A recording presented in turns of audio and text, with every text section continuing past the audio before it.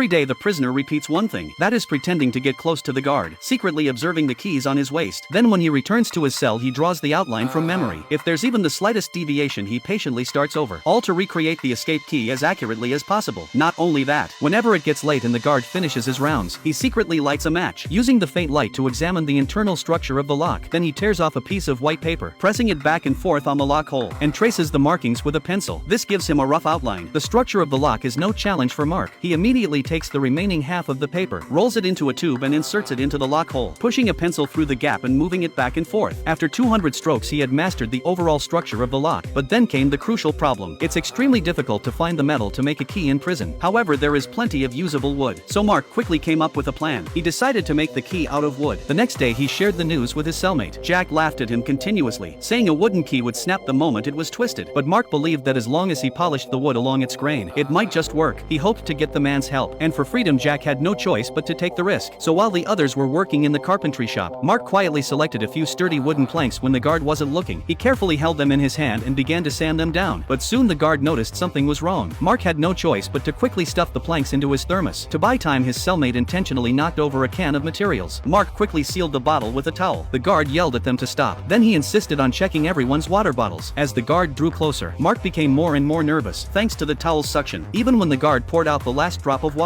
the wood still remained perfectly in place. Helplessly the guard let Mark go. Little did he know this small oversight would lead to one of the most bizarre prison escapes in history. With the wood, glue was needed to secure everything. Fortunately, a prisoner who had been locked up for 30 years found a way to get it for him. With everything ready, Mark eagerly poured out the wooden planks from the thermos. Now no one could disturb him. He used a file and sandpaper to polish it, making sure not to miss any small details. Next he used glue to assemble and join the parts together. To make it more solid, he used the high temperature of a light bulb to set the shape. Soon Mark took out the semi-finished product, confirming that the parts were sturdy enough. He then took out his blueprint to compare once more. After repeated fine-tuning and sanding, he finally made the first wooden key. Could this key really open the door?